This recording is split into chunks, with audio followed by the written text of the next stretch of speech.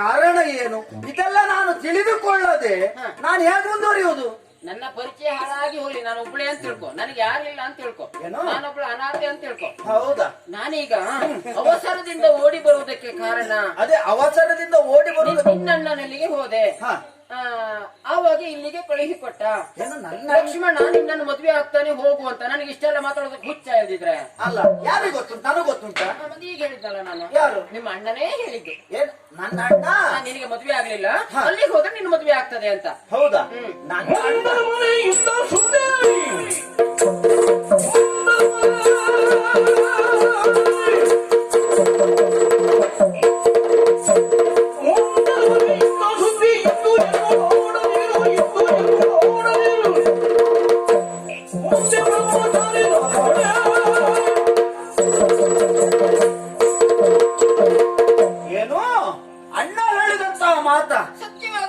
ಅಣ್ಣ ಈ ಮಾತಾಡ್ಲಿಕ್ಕೆ ಸಾಧ್ಯವೇ ಇಲ್ಲ.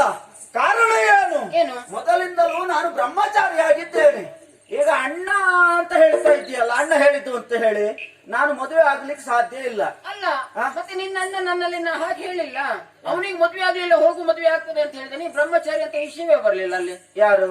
ಅಣ್ಣ ಹೇಳಿದ್ದೆ ಅಂದ್ರೆ ಅಣ್ಣ ನಿಜವಾಗಿ ಹೇಳ್ತಾ ಇದ್ದ. ತಮ್ಮ ಅವನು ಬ್ರಹ್ಮಚಾರಿ ಅಂತ ನನ್ನಲ್ಲಿ ಅವನು ಕಳಿಸಿಕೊಡ್ತಾ ಇರ್ಲಿಲ್ಲ. ಆದ್ರೆ ತಮ್ಮ ಸೇರಿ ನಾಟಕ ಮಾಡ್ತಾ ಇದ್ದೀರಾ ಅಂತ ನನ್ನಲ್ಲಿ.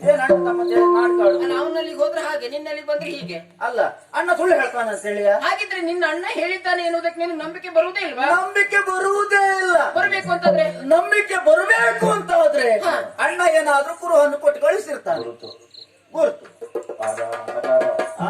ಆಧಾರ ಬೇಕೀಗ. ಆಧಾರ ಇಲ್ದಿದ್ರೆ ಯಾವ್ದು ನಡೆಯುವುದಿಲ್ಲ. ಆಧಾರದ ಮನೆ ಹಾಳಾಗಿ ಹೋಗ್ಲಿ, ನಾನ್ ಹಾಗೆ ಮರ್ತು ಬಿಟ್ಟು ಬಂದಲ್ಲ. ಈಗ ಅದು ಒಂದು ಹಿಡ್ಕೊಂಡು ಬಂದಿದ್ರೆ ಕೆಲಸ ಮುಗಿತಾ ಇತ್ತು. ಅದೇ ಎಲ್ಲಿಗೆ ಹೋಗ್ಬೇಕಾದ್ರೂ ಆಧಾರ ಇದ್ರೆ ಮಾತ್ರ ನಡೀತದೆ. ಗೊತ್ತುಂಟ ನಿನಗೆ? ಅಣ್ಣ ಹೇಳಿದ್ದಾನೆ ಅಂತ ಹೇಳಿ ಸುಮ್ಮನೆ ಹೇಳಿದ್ರೆ ನಾನು ನಂಬ್ತೇನ? ಆಧಾರ ಬೇಕದಕ್ಕೆ. ನೀನು ಸ್ವರ ಏರ್ಸ್ಬಿಡು. ನೀನು ಅಲ್ಲ, ಮದುವೆ ಆಗೋರು ಹೀಗೆಲ್ಲ ಕಿರ್ಚಾಡ್ತಾರೆ. ನಾನು ಮದುವೆ ಆಗುವುದಕ್ಕೆ ನನಗೆ ಇಷ್ಟ ಇಲ್ಲ ಅಂತ ಹೇಳ್ತಾ ಇದ್ದಾನೆ. ಈಗ ನಿನಗೆ ಏನ್ ಬೇಕು ನೀನ್ ಕೇಳಿದ್ ಬೇಕು. ಹೌದಾ? ಹೌದು. ಅಣ್ಣನಲ್ಲಿ ಹೋಗಿ ಹೀಗೆ ತರ್ತೇನೆ. ಯಾವ್ದು? ಅವಾಗ ನಮ್ಗೆ ಅಣ್ಣ ಕೊಟ್ಟಿದ್ದಾನೆ.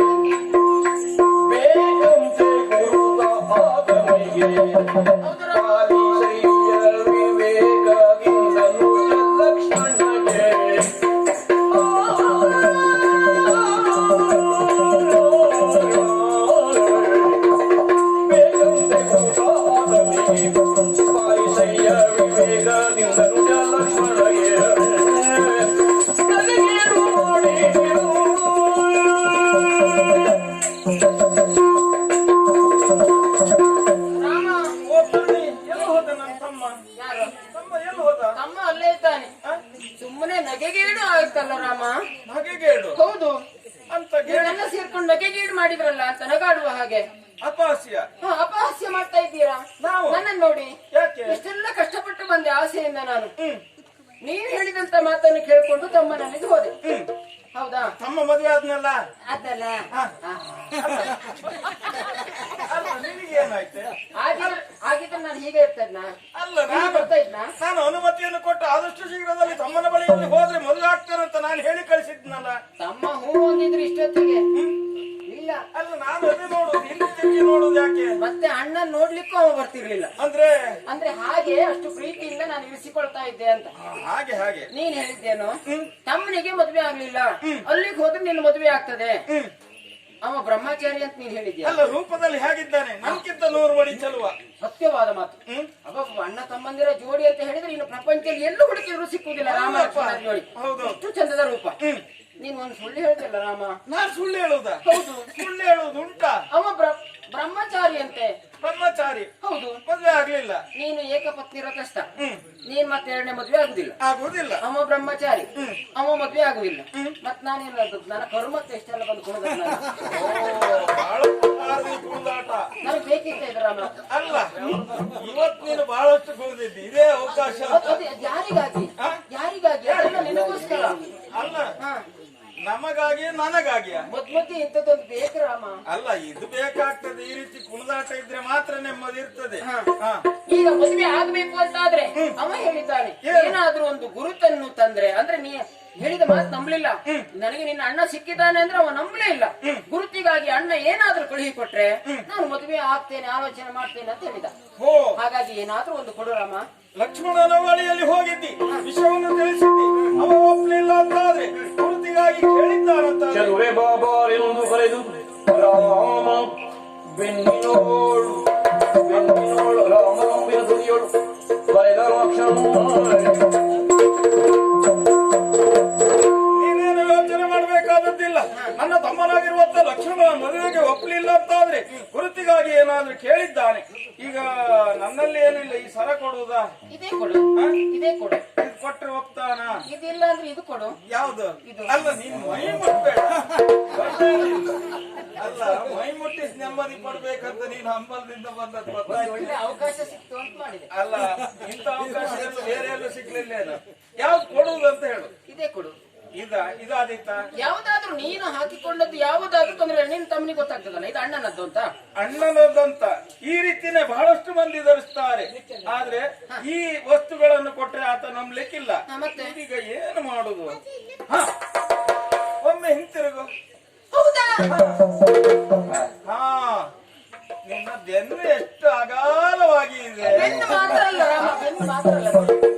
ಪ್ರಾರ್ಥನೆಗೆ ಏನು ರಾಮ ಹಿಂದ್ ನೋಡುದಂತ ಮುಂದ್ ನೋಡು. ಮುಂದ್ ನೋಡುದ? ಯಾವ ನೋಡು. ಅಲ್ಲ, ತಿರುಗು ಅಂತ ಯಾಕೆ ಹೇಳಿದ್ರೆ ರಾಮ? ಯಾಕಂದ್ರೆ ವಿಶೇಷವಾಗಿ ಜಡೆ ನೋಡ್ಬೇಕಾದ್ರೆ ಜಡೆ, ನಿನ್ ಜಡೆ ಯಾರಿಗೂ ಬೇಕು? ಬೆನ್ನು ಅಗಲವಾಗಿದೆ ಅಂತಾದ್ರೆ, ನನ್ನ ತಮ್ಮ ನಂಬುವುದಿಲ್ಲ ಅಂತಾದ್ರೆ ಅವನಿಗೆ ಭರವಸೆ ಬೇಕಲ್ವಾ? ಬೆನ್ನು ಅಗಲಾದ್ರೂ ನಾನೆಂತ ಮಾಡಿ ಸಾಯುದು? ನೀನು ಸ್ವಲ್ಪ ನಿಲ್ಲ, ಎಷ್ಟು ಗಡಿಬಿಡಿ ಯಾಕೆ ಮಾಡ್ಕೊಳ್ತೀಯ? ಈಗ ನಿನ್ನ ಬೆನ್ನಿನ ಮೇಲೆ ನಾನು ಬರೆದು ಕಳಿಸಿದ್ರೆ ಖಂಡಿತವಾಗಿ ಆತ ನಂಬ್ತಾನೆ. ಅಂದ್ರೆ ಕೊನೆಗೆ ಇದಾದ್ರೂ ಒಂದು ಅವಕಾಶ ಸಿಕ್ತಲ್ಲ ನಮ್ಗೆ. ಹೌದಲ್ಲ? ಸಾಕು, ಎಲ್ಲಿ ಬೇಕಾದ್ರೆ ಬಡಿ.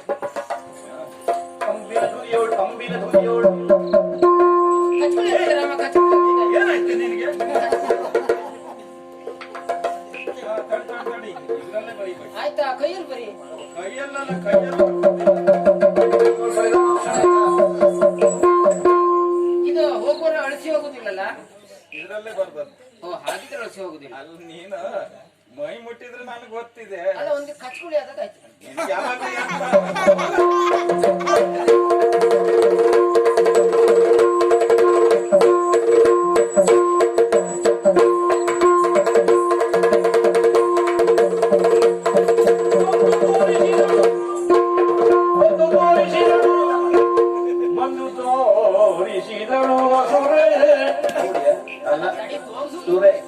ಅಲ್ಲ, ಈ ಪುಣ್ಯಾತ್ಮ ಎಷ್ಟೊತ್ತಿಗೆ ನಾನು ಬರ್ಬೇಕಾದ್ರೆ ಗೊತ್ತಿ ಬಸ್ಸಿದ್ದಾನೆ ತೋರ್ಸುದೆ ಅಂತ ನಾವು.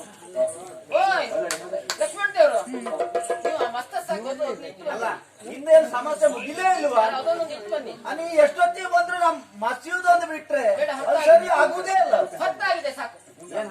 ಸಾಕು ಲಕ್ಷ್ಮಣ, ಈಗ ನಿನಗೆ ಗುರುತು ಬೇಕು ತಾನೆ? ನಿನ್ನ ಅಣ್ಣ ಹೇಳಿ ಕಳುಹಿದ್ದಾನೆ. ಅಣ್ಣನ ಗುರುತು ತೋರಿಸಿದ್ರೆ ನೀನ್ ಮದುವೆ ಆಗ್ಬೇಕು. ಅಣ್ಣನ ಗುರುತು ತೋರಿಸಿದ್ರೆ ನಾನು ಮದುವೆ ಖಂಡಿತ ಆಗ್ತೀನಿ. ಹೌದಾ? ಹಾಗಿದ್ರೆ ತೋರಿಸ್ಲಾ? ತೋರಿಸ್ಲಾ? ನೋಡಿ.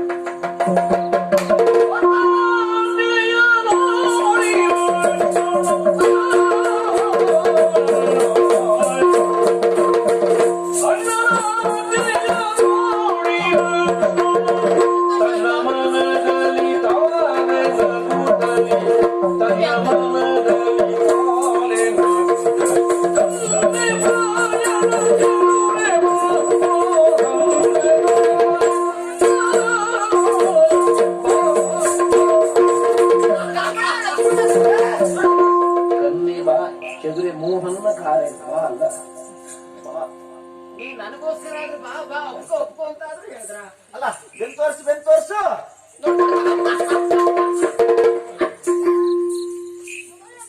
ಹೇಗೆ ಈಗ ಆ? ಈಗ ಆಗ್ಬೋದಾ? ಈಗ ಅಣ್ಣನ ಗುರುತು ಹೌದಾ ಇದು? ಓ ಅಣ್ಣನ ಗುರುತು ಹೌದು, ಹಾ ಸರಿಯಾಗಿ ಬರೆದು ಕಳಿಸಿದ್ದಾನೆ. ಹೌದಾ? ಹೌದಾ? ಹಾಗಿದ್ರೆ ಸರಿಯಾದ ಗಂಡ ಸಿಗ್ತಾರೆ ನನಗೆ. ದೂರ ನಿಂತುಕೋ, ಅದೆಲ್ಲ ಮದುವೆ ಆದ್ರ ಮೇಲೆ ಹಾ ಸರಿ. ನಿಂದ ಒಪ್ಪಿಕೊಳ್ಳುವುದು. ನೀನ್ ಮದುವೆ ಆಗೋದಿದ್ರೆ ನಾನು ಏನ್ ಬೇಕಾದ್ರೂ ಮಾಡ್ತೇನೆ. ಹೌದಾ? ಏನ್ ಹೇಳಿದ್ರು ಕೇಳ್ತೇನೆ. ಮದುವೆ ಆಗುವುದಂತೂ ಖಂಡಿತ. ಹೌದಾ? ಮದುವೆ ಆಗುದಿಲ್ಲ ಅಂತ ಹೇಳುವುದಿಲ್ಲ, ಮದುವೆ ಆಗುತ್ತೇನೆ. ನಾನು ಏನ್ ಮಾಡ್ಬೇಕು? ಮದುವೆ ಆಗುವುದಕ್ಕೆ ಒಂದು ಕ್ರಮ ಉಂಟು. ಹೌದಾ? ಮದುವೆಗೆ ಯಾವ್ದು ಆ, ಯಾವ ಕ್ರಮ? ಆ, ಕ್ರಮ ಉಂಟಪ್ಪ. ಕ್ರಮ ಇಲ್ಲದೆ ಉಂಟಾ? ಹೇಳ. ಅಲ್ಲ ತಿರುಗು ಅಲ್ಲ ಪೂರ ಸಂಪೂರ್ಣ ತಿರುಗಬೇಕು. ಹಿಂಗೆಂತ ತಿರ್ಕೊಂಡು ಮದುವೆ ಮರೆಯುದು? ಹಾ. ಯಾಕ? ಅಲ್ಲಲ್ಲ ಒಮ್ಮೆ ಅಲ್ಲ ಕುಳಿತು ಹೇಳ್ಬೇಕು, ನೋಡುವ ಹೇಗೆ ಕುಳಿತು ಹೇಳ್ತೇನೆ ನೋಡುವ. ನೀನ್ ಏನ್ ಬೇಕಾದ್ರೆ ಕುಳಿತುಕೊಳ್ಳೋದಕ್ಕೆ ಮಾತ್ರ ಆಗುದಿಲ್ಲ ಲಕ್ಷ್ಮಣ. ಯಾಕೆ? ಹಾಲಿಕ್ಕೆ ಆಗ್ತದ? ಹಾರ್ಲಿಕ್ಕೆ ನಾನು ಹೌದಾ? ಅದಲ್ಲ, ಒಮ್ಮೆ ನೋಡುವ. ಹಾರ್ಲಿಕ್ಕಲ್ಲ, ಹೀಗೆ ಬೇಕಾದ್ರೆ ಬರ್ತೇನೆ. ಯಾವುದು? ಅದು ನಾನು ಮೊದಲೇ ನೋಡಿದ್ದೇನೆ, ಮಂದಗಮನೆ. ಹಾ. ಮತ್ತೆ ಹಾ. ಮತ್ತೆ ಇನ್ನು ಮದುವೆ ಆಗ್ಬೇಕಲ್ವಾ? ಮದುವೆ ಆಗುತ್ತೇನೆ. ಓ ಕುಳಿತುಕೋ. ಹಾಗೆ ನಿನಗೆ ಹೇಗೆ ಅನುಕೂಲ ಆಗ್ತದೆ ಹಾಕೊಳ್ತು. ಸಾಕಾ? ಹಾ. ಹಾ. ಕೈ ಹಿಂದೆ ಕಟ್ಟಬೇಕು. ಕೈ ಹಿಂದ್ ಕಟ್ಟು ಮದುವೆ ಅಂತದಾಗುದು? ಮದುವೆ ಕ್ರಮ ಹಾಗೆ. ಅಲ್ಲ, ನನ್ ಕೈ ಮುಂದಿದ್ರೆ ಮಾತ್ರ ನಾನು ನಿನಗೆ ಮಾಲೆ ಹಾಕುದಲ್ವೇನ ಲಕ್ಷ್ಮಣ? ಅದು ನಾನು ಆ ಮಾಲೆ ಹಾಕಿದ ಮೇಲೆ ನೀನು ಮಾಲೆ ನನಗೆ ಹಾಕುವುದು. ಆಮೇಲೆ ಬಿಡಿಸ್ತೀಯಾ? ಹಾ, ಆಮೇಲೆ ಬೆಳೆಸ್ತೇನೆ. ಆದೀತು. ಈಗ ಕಣ್ಣು ಮುಚ್ಕೊಳ್ಬೇಕು.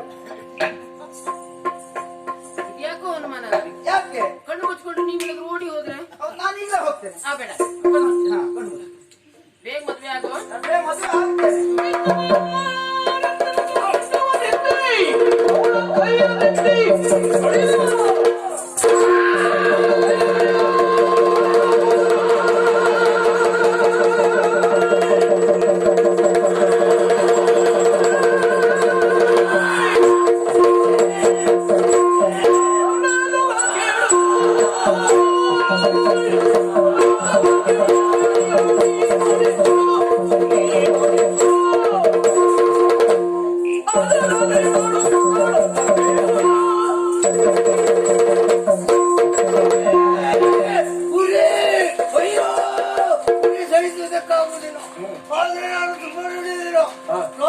ರಾಮಲಕ್ಷ್ಮಣರಿಂದ ಅಪಮಾನ ಮಾಡಿದ್ದಾನೆ.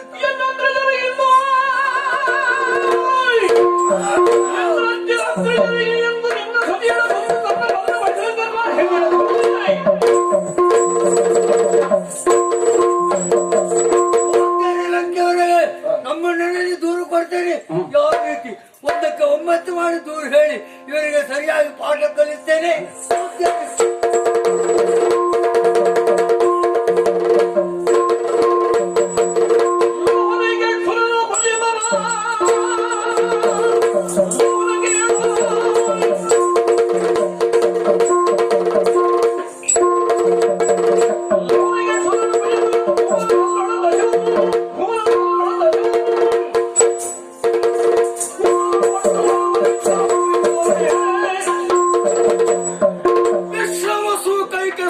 ಶ್ರೇಷ್ಠ ಪುತ್ರ ಲಂಕಾಧೀಶ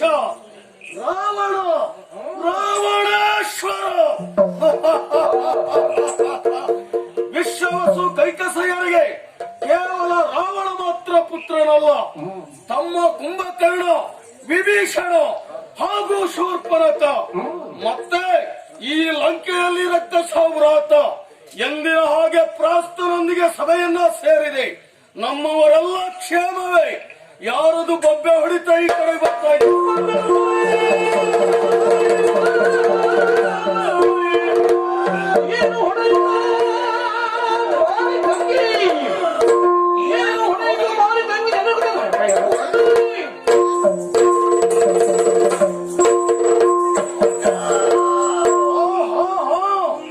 ತಂಗಿ ಶೂರ್ಪನಖ, ಲಂಕೆಯಿಂದ ನಿನ್ನನ್ನು ದಂಡಾರಣ್ಯಕ್ಕೆ ಕಳಿಸಿಕೊಟ್ಟವ ನಾನು. ಸ್ವೇಚ್ಛೆಯಿಂದ ನೀನಿರಬೇಕು ಅಲ್ವಾ? ಆದರೆ ಇವತ್ತು ನಾನು ಸಭೆಯಲ್ಲಿ ಉಪಸ್ಥಿತನಾಗಿರುವಂತಹ ಹೊತ್ತಿನಲ್ಲಿ ಬೊಬ್ಬೆಯನ್ನು ಹೊಡೆಯುತ್ತಾ ಈ ಕಡೆಗೆ ಬರ್ತಾ ಇದ್ದೀಯ. ಮಾತ್ರ ಅಲ್ಲ, ನಿನ್ನನ್ನು ನೋಡುವಾಗ ಯಾರಿದು ವಿಚಿತ್ರ, ನಿನ್ನ ಮೂಗಿನಲ್ಲಿ ಸುರಿಯುತ್ತಿರುವಂತಹ ರಕ್ತ ಜೊತೆಗೆ ಬೊಬ್ಬೆ, ಅಲ್ಲಿಂದ ಇಲ್ಲಿಗೆ ಬಂದದ್ಯಾಕೆ? ಏನಾಗ್ತಿದೆ?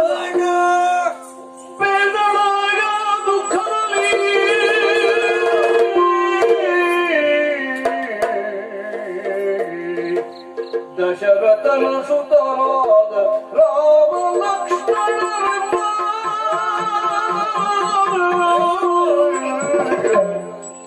ದಶರಥನ ಸುತರಾದ ಹೆಸರುಳ್ಳ ವೀರರಿಬ್ಬರಿಗೆ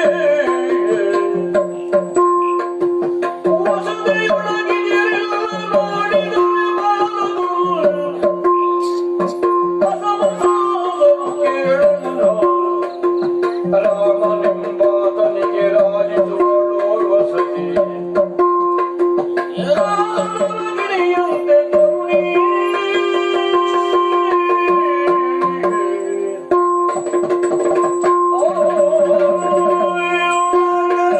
ಶೂರ್ಪನಖ ನೀನು ಸ್ವಇಚ್ಛೆಯಿಂದ ಇರಬೇಕು ಅಂತ ದಂಡಕಾರಣ್ಯಕ್ಕೆ ಕಳಿಸಿಕೊಟ್ಟವ. ಹೌದು, ಅದೇ ಪ್ರಕಾರವಾಗಿ ದಂಡಕಾರಣ್ಯದಲ್ಲಿ ಸುತ್ತಾಡ್ತಾ ಇದ್ದೆ, ಮೃಗಗಳನ್ನೆಲ್ಲ ಹಿಡಿದು ತಿಂತಾ ಇದ್ದೆ. ಹಾಗೆ ಒಂದು ದಿವಸ ಕಾಲ ಕಳೆಯುತ್ತಿದ್ದಂತಹ ಸಂದರ್ಭದಲ್ಲಿ ಮಾನವರು ಎದುರಾದರು. ಆವಾಗ ಹೋಗಿ ನೋಡಿದಾಗ ದಶರಥ, ಅಯೋಧ್ಯೆಯ ಅಧಿಕಾರಿ ದಶರಥನ ಮಕ್ಕಳಂತೆ, ರಾಮ ಲಕ್ಷ್ಮಣರಂತೆ ಇನ್ನು ಬಾಲಕರವರು ಅತಿ ಬಲಾನ್ವಿತರು. ನೋಡಿದಾಗ ಹೋಗಬೇಕು, ಅಷ್ಟು ಮಾತ್ರ ಅಲ್ಲ, ಆ ರಾಮನಿಗೊಬ್ಬಳು ಮಡದಿದ್ದಾಳೆ, ಜಾನಕಿ ಎನ್ನುವವಳು. ಹೋಗಿ ನೋಡಿದಾಗ ತಿನ್ನಬೇಕು ಅನ್ನಿಸ್ತು. ನರರ ಮಾಂಸವನ್ನು ತಿನ್ನದೆ ಕೆಲವು ಕಾಲ ಆಗಿತ್ತು. ನಿನಗೆ ಲಂಕೆಯಲ್ಲೇ ಹಾಗೆ ಹೊಟ್ಟೆಗೆ ಅಲ್ಪ ಸ್ವಲ್ಪ ಸಾಕಾಗುವುದಿಲ್ಲ. ಹಾಗೆ ಆದ್ದರಿಂದಲೇ ನಿನ್ನನ್ನು ದಂಡಾರಣ್ಯಕ್ಕೆ ಕಳುಹಿಕೊಟ್ಟೆ. ನಿನಗೆ ಬೇಕಾದಂತ ಮಾಂಸಗಳು ಸಿಕ್ಕಿದಾಗ ಅದನ್ನ ತಿಂದು ನೆಮ್ಮದಿಯಿಂದ ಇರಬೇಕು. ಅಲ್ಲಿ ಏನು ತೊಂದರೆ ಆಗಿದ್ದು ನಿನಗೆ? ಆವಾಗ ಹೋಗಿ ಅವರಿಗೆ ಕೈ ಇಕ್ಕಿದಾಗ ಅವರಿಂದ ರಾಮ ಲಕ್ಷ್ಮಣರಿಂದ ಇಂದ ಪರಿಸ್ಥಿತಿ ನನ್ನ ಪಾಲಿಗೆ ಒದಗಿ ಬಂತು. ಆದ್ದರಿಂದ ಈ ನೋವು ಮಾಡಿಸಬೇಕು ಅಂತಾದ್ರೆ, ಈ ಸುವರ್ಣ ಲಂಕೆಯ ಮೂಗು ಉಳಿಬೇಕು ಅಂತಾದ್ರೆ ನೀನು ಹೋಗಿ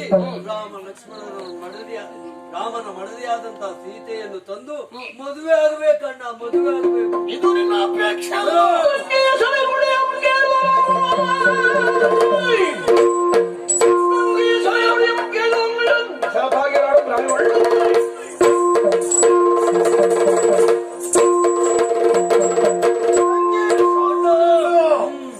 ನರರ ಮಾಂಸದ ಆಸೆಯಿಂದ ನೀನು ಹೋದಾಗ ರಾಮ ಹಾಗೂ ಲಕ್ಷ್ಮಣ ದಶರಥ ಪುತ್ರರು ನಿನಗೆ ಇಂಥ ಸ್ಥಿತಿ ತಂದಿದ್ದಾರೆ ಅಂತ ಆದರೆ ನಿನ್ನ ಅಣ್ಣನಲ್ಲಿ ನೀನು ದೂರಿಕೊಂಡಿದ್ದಲ್ಲ. ಕೇವಲ ಅವರನ್ನ ಶಿಕ್ಷಿಸುವುದು ಮಾತ್ರ ಅಲ್ಲ, ರಾಮನ ಸತಿಯಾಗಿರುವ ಸೀತೆ ರೂಪವತಿಯಾಗಿದ್ದಾಳೆ. ಅವಳು ಲಂಕೆ ಸೇರಬೇಕು, ರಾವಣನಿಗೆ ಸತಿಯಾಗಬೇಕು. ಈ ನಿನ್ನ ಆಸೆ ಇದೆಯಲ್ಲ, ಇದನ್ನ ಪೂರೈಸ್ತೇನೆ, ಬಿಡುವುದಿಲ್ಲ. ಹಾಗಿದ್ದರೆ ಈಗ ನಿನ್ನ ಉರಿ ಶಮನವಾಗುವುದಕ್ಕೆ ಉಂಟಲ್ಲ ಆ ಕಡೆಯಲ್ಲಿ ಔಷಧಿ.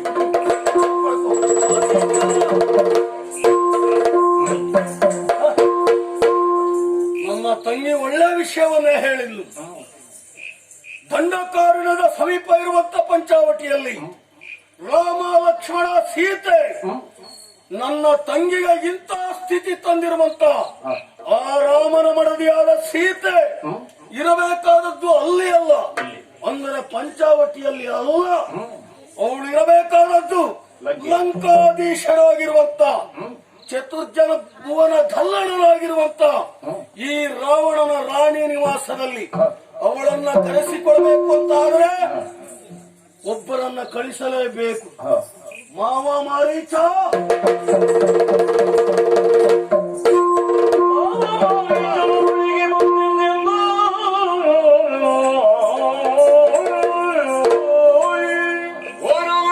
ಮಾವ ಅವಸರವಾದ ಕರೆ. ನಿನ್ನ ಕರೆಯನ್ನು ಕೇಳಿದ ಕ್ಷಣ ಓಡೋಡಿ ಬಂದಿದ್ದೇನೆ. ಏನು ಕಾರ್ಯ ನನ್ನಿಂದಾಗಬೇಕು? ಮಾವ ಮಾರೀಚ.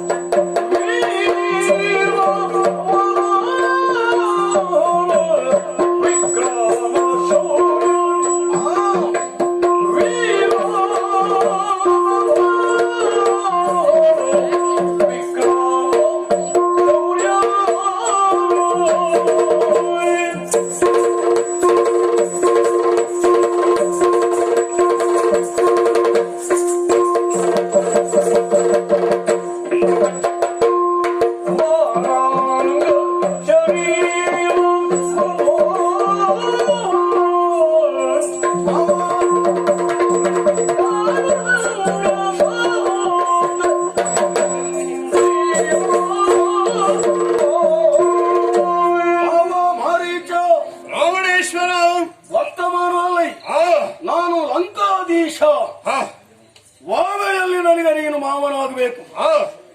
ಯಾವುದೇ ವಿಚಾರ ವಿಮರ್ಶೆ ಇದ್ದರೆ ಒಮ್ಮೆ ನಿಮ್ಮಲ್ಲಿ ಬಂದು ನಾನು ಹೇಳುವುದುಂಟು. ಹೌದಪ್ಪ. ಆಗ ನಿಮ್ಮಿಂದ ಸಲಹೆ ಸೂಚನೆಯನ್ನು ನಾನು ಕೇಳಿದ್ದು ಇದೆ. ಮಾವ, ಹಿರಿಯವರಾದ ನಿಮ್ಮನ್ನು ಈ ಕಡೆ ಕರೆಯುವುದಕ್ಕೆ ಒಂದು ಕಾರಣ ಉಂಟು. ಏನದು? ಇವತ್ತು ನಾನು ಸಭೆಯಲ್ಲಿ ಉಪಸ್ಥಿತರಾದ ಸಂದರ್ಭ ದಂಡಕಾರಣ್ಯದಲ್ಲಿದ್ದಂತ ನನ್ನ ತಂಗಿ ಶೂರ್ಪನಖಿ ಗೋಳ ಎಂದು ಅಳುತ್ತಾ ನನ್ನ ಬಳಿಗೆ ಓಡೋಳಿ ಬಂದಳು. ಏನಾಯ್ತು ಅಂತ ಪ್ರಶ್ನೆ ಮಾಡಿದಾಗ ಏನಂತೆ? ಅವಳು ಹೇಳಿದಂತ ಮಾತು, ವನದಲ್ಲಿ ಅಂದರೆ ಪಂಚಾವಟಿಯಲ್ಲಿ ದಶರಥನಂದನಾಗಿರುವಂತ ರಾಮ